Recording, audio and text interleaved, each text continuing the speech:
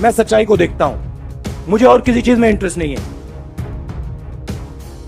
मैं सच्चाई बोलता हूं। राजनीति में ये फैशनेबल बात नहीं है, मगर ये बात मेरे खून में है।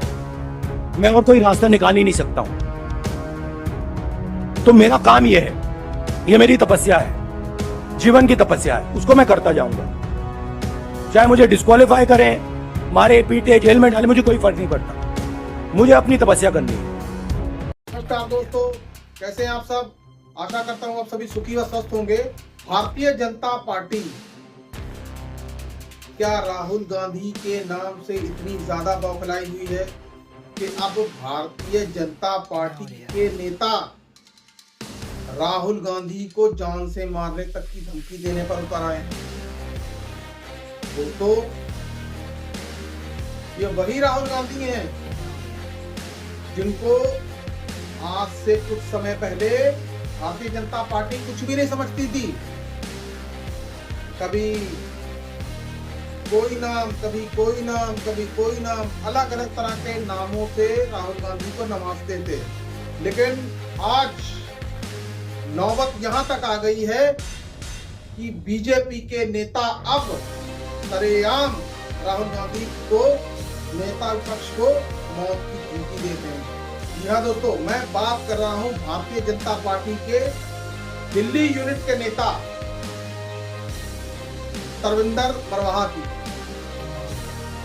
जिन्होंने सिखों की रैली करते हुए ये कहा, राहुल गांधी सुधर जा, नहीं तो तेरा हाल भी तेरी दादी इंदिरा गांधी की तरह ही होगा। दोस्तों, ये अपने आप में बहुत ही शॉकिंग बात है कि भारतीय जनता पार्टी का नेता खुलेआम ऐसी धमकी दे रहा है। दोस्तों, क्या भारतीय जनता पार्टी के राज में न्याय व्यवस्था का कोई मतलब नहीं? एक आदमी जो नेता विपक्ष को धमकी दे रहा है, राहुल गांधी ने जो बयान दिया सो दिया, उसको लेकर आपके सामने कई और भी तो ऑप्शन हैं। आप चाहें तो कोर्ट जा सकते हैं, आप चाहें तो कड़ा ऐतराज जता सकते हैं, लेकिन किसी और संगठन की तरफ से बयान आने की बजाय भारतीय जनता पार्टी के नेता की तरफ से ही क्यों आया? दोस्तों, मंशा साफ है कि राहुल गांधी की लोकप्रियता से भाजपा पूरी तरह से बौखला चुकी है। उनका थिंक टैंक पूरी तरह से चरमरा चुका है। उन्हें यह सूझ नहीं रहा कि इस आदमी की क्या काट ढूंढी जाए। दोस्तों, जब उसको डरा नहीं सके, जब उसको झुका नहीं सके, उसकी संसदी भी छीन ली, लेकिन क्या हुआ? संसदी भी वापस आई और राहुल गांधी 2024 के लोकसभा चुनावों में 99 सीट लेकर आए कांग्रेस पार्टी की ओर से। दोस्तों,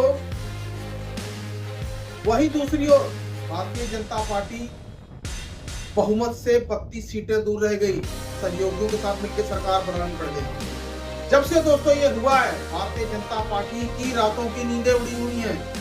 भारतीय जनता पार्टी के नेता अनर्गल बयान दिए जा रहे हैं। कोई उनकी जाति बता रहा है, कोई उन्हें देशद्रोही बता रहा है, कोई उनका नशे का टेस्ट करवाना चाह रहा है, कोई उनको बहुत खतरनाक बता रहा है।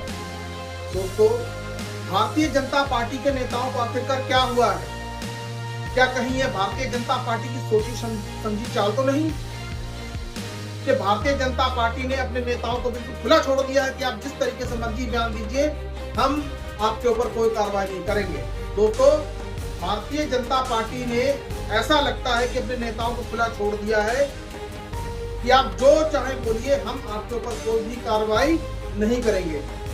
अब दोस्तों, अब आ जाते हैं बयान के ऊपर, सिखों वाले बयान के ऊपर। दोस्तों, कंगना रनावत जी, जो कि भारतीय जनता पार्टी की ही सांसद हैं, किसान आंदोलन के बारे में इन्होंने क्या बयान दिया था और भारतीय जनता पार्टी ने उनके ऊपर क्या कार्रवाई की? बस एक चुप चुप रहने के लिए एक छोटा सा चिट्ठी लिख दी।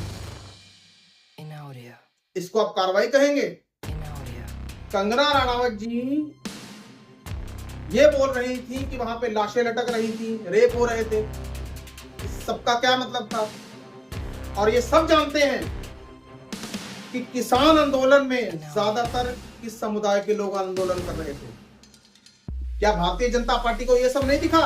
अभी हाल ही में उनकी एक मूवी रिलीज होने वाली थी, इमरजेंसी।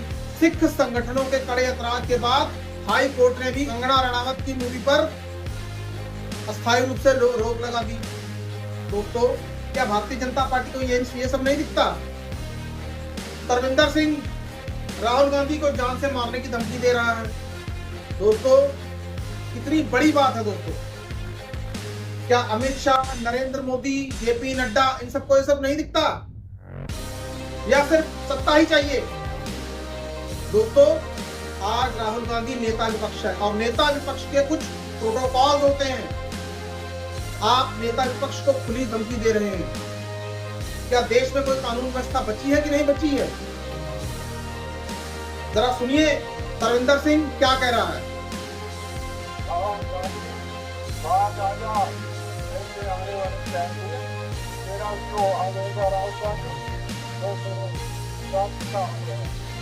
यही तरविंदर आज से 2 साल पहले कांग्रेस में था और इसी तरविंदर की तारीफ खुद राहुल गांधी ने की थी। लेकिन जहां पे सत्ता का स्वार्थ हो तो वहां पर साथ छोड़ जाने में भी लोग समय नहीं लगाते। ठीक तरविंदर सिंह ने ऐसा ही किया। कांग्रेस पार्टी को छोड़ भारतीय जनता पार्टी में चले गए और देखिए कैसा बेशर्मी भरा बयान दिया है। भारतीय जनता पार्टी ने अपने इस नेता द्वारा दिए गए शर्मनाक बयान पर न तो कोई प्रतिक्रिया दी है और न ही कोई कार्रवाई की है। भारतीय जनता पार्टी को तो छोड़िए, केंद्र सरकार ने भी किसी तरह की कोई कार्रवाई नहीं की है। दोस्तों, क्या भाजपा और केंद्र सरकार अपने इस नेता को बचाना चाहती है क्या? जरा सोचिए, यही बात अगर किसी विपक्षी नेता ने कही होती, सारा मीडिया, भाजपा का प्रचार तंत्र, खुद भाजपा के बड़े बड़े नेता कूद पड़ते। और कूद पड़े भी। आपने देखा ही होगा कि राहुल गांधी जब अमेरिका गए, अमेरिका जाने के बाद उन्होंने ऐसी बातें कही जो जिनका दूर दूर तक देशद्रोह से कोई मतलब ही नहीं था। उनको भी भारतीय जनता पार्टी के बड़े बड़े नेताओं ने मुद्दा बनाया, गोदी मीडिया ने मुद्दा बनाया, भाजपा के प्रचार तंत्र ने मुद्दा बनाया और राहुल गांधी को टारगेट किया। क्योंकि राहुल गांधी इन सभी के लिए सॉफ्ट टारगेट है, क्योंकि गोदी मीडिया सरकार के दबाव के आगे कुछ नहीं बोल पा रही। दोस्तों, कुछ बोलेंगे तो साहब नाराज हो जाएंगे, बोल ही नहीं सकते, पैसा जो मिल रहा है।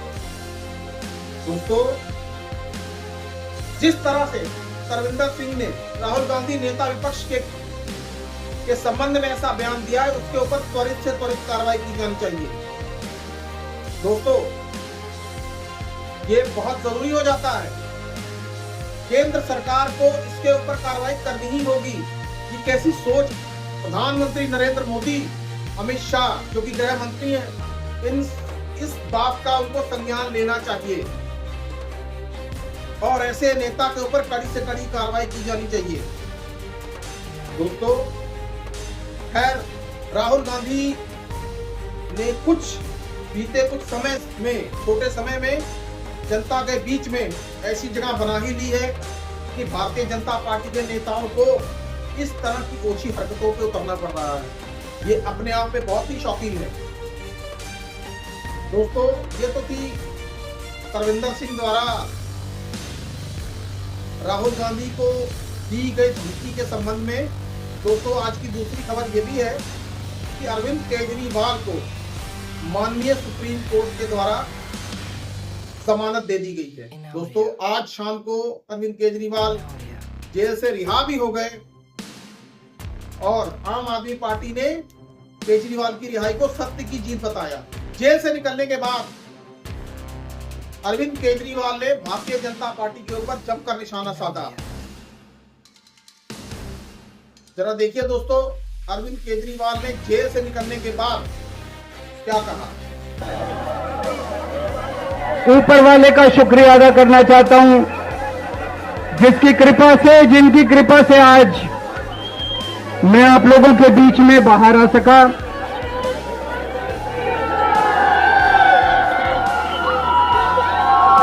मैं उन लाखों करोड़ों लोगों का शुक्रिया अदा करना चाहता हूं। लाखों लोगों ने मन्नत मांगी, लाखों लोगों ने दुआएं की, आशीर्वाद भेजे, प्रार्थना की, मंदिर गए, मस्जिद गए, गुरुद्वारे गए। उन सब लोगों का मैं शुक्रिया अदा करना चाहता हूं।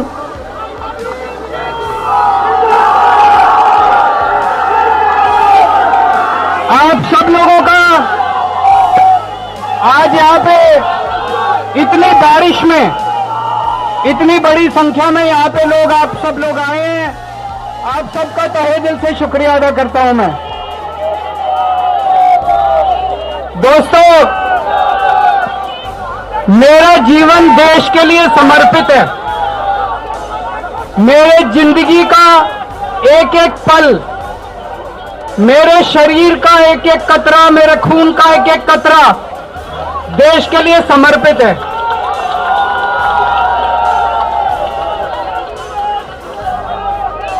मैंने जिंदगी में बहुत संघर्ष किया है, बहुत बड़े बड़े संघर्ष किए, जिंदगी में बहुत मुसीबतें झेली हैं, लेकिन हर कदम पे भगवान ने मेरा साथ दिया। ऊपर वाले ने मेरा साथ दिया। क्यों? क्योंकि मैं सच्चा था, मैं सही था, इसलिए भगवान ने मेरा साथ दिया।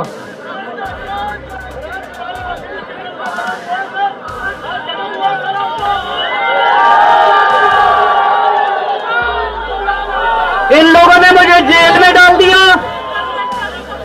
इन लोगों को लगा कि केजरीवाल को जेल में डाल देंगे तो केजरीवाल के हौसले टूट जाएंगे।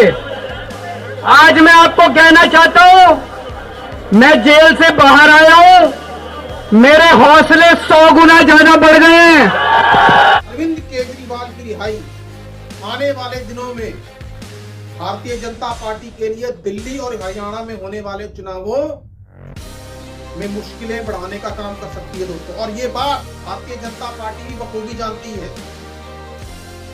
दोस्तों, दिल्ली में अरविंद केजरीवाल के अलावा कोई और नेता है ही नहीं, ना कांग्रेस के पास है, ना ही बीजेपी के पास है। नेता सिर्फ एक ही है, अरविंद केजरीवाल। अब केजरीवाल बाहर आ गए हैं, अब आने वाले दिनों में यह देखना होगा कि अरविंद केजरीवाल भारतीय जनता पार्टी के लिए किस तरह मुश्किलें पेश करते हैं। दोस्तों, अब मैं वीडियो को ज्यादा लंबा नहीं करूंगा। राहुल गांधी को तरविंदर सिंह द्वारा दी गई धमकी, अरविंद केजरीवाल को सुप्रीम कोर्ट के द्वारा दी गई जमानत, इसके बारे में दोस्तों आपकी क्या राय है, कृपया कमेंट बॉक्स में कमेंट करके मुझे जरूर बताएं। तब तक जय हिंद, जय भारत।